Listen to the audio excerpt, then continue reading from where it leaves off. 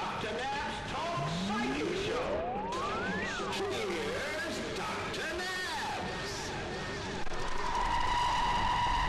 Okay, Sir Gary.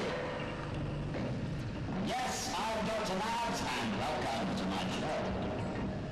And now,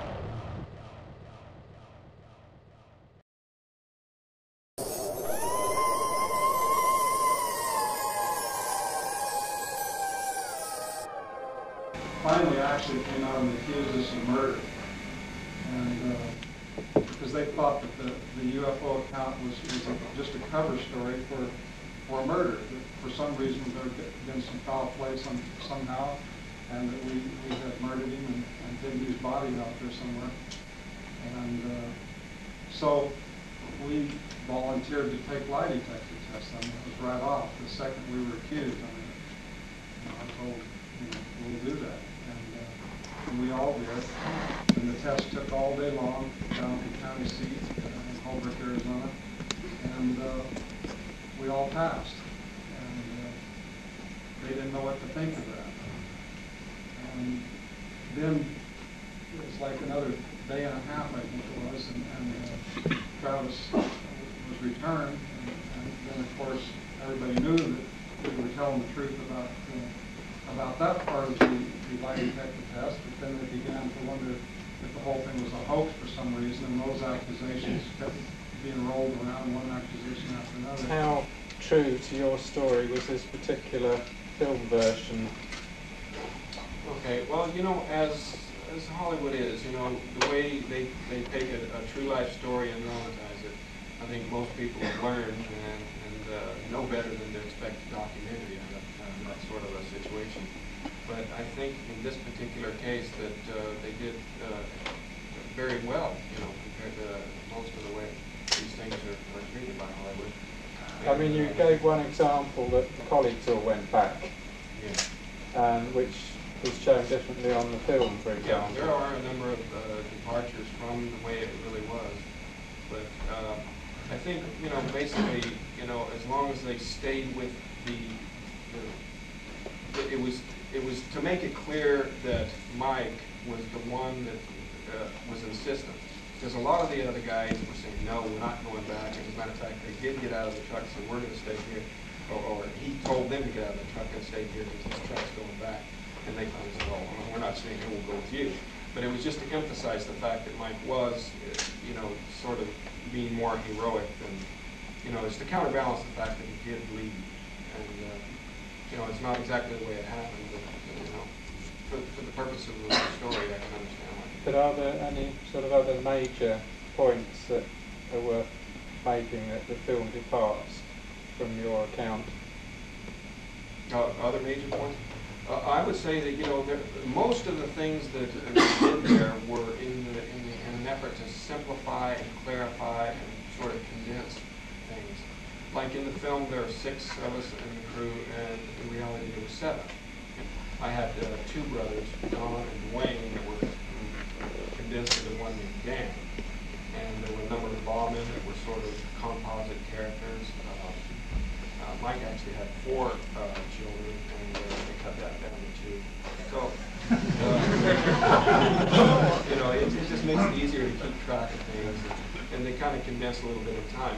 They're painting with a broad brush. It's not a documentary, but generally they stayed true to the essence of the story. But the actual time that you disappeared to the time that you were found again, what was it, 5 days?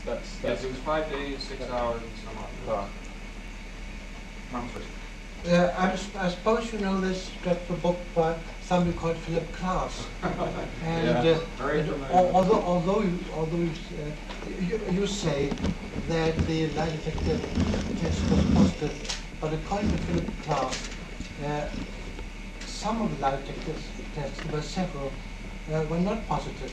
Of the original tests that were given by state police on the 6th, 5 of those were considered to be passed, the other inconclusive, not failed.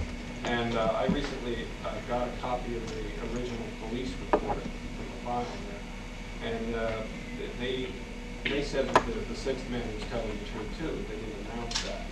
The problem was he got up before the testing was quite complete, you know, and to make it official that, you know, everyone passed, you have to have a repetition of the charge 2 or 3 times, or 3 or 4 times, whatever it is, in order for it to be valid. So, you know, he couldn't pronounce it as a pass test, but he, you know, there was absolutely nothing on the test to indicate any sort of deception. And I might also add that the same individual was recently retested by that same examiner, along with Mike and myself recently, and we all passed the test again. Gentleman here. Travis, Yeah. I've had lost time experience as well, but having said that, you obviously suffered a trauma and shock. Have you noticed since then things that you perceive differently, like coincidences and other effects from that since that day? Oh, well, yeah, there's definitely changed my perspective and my views on the world, and it's, you know, it's a very complex subject. You know, you could go on all night about how it's changed things, but I really think it's really broadened my views, you know, about us, the overall scheme of things, given me a lot of insight about myself and about human nature. And then the day that they wrapped shooting on film up in Oregon, a large meteor impacted there, and it was the first time that they, you know, had a, you know, fire in the sky to where they could actually go and pick up the artifact.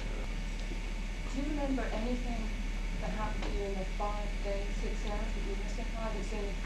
Yeah, I do remember that, and it didn't come back to me the way it was in the film.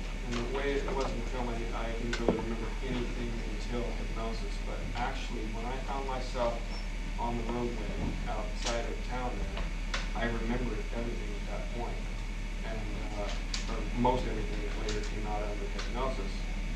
But the main thing that the hypnosis achieved was to, for the first time, allow me to talk about this without this fear, to the point where that was actually the first time I was able to recount everything that happened to me, because it was just so traumatic that I break down. I just couldn't get it out.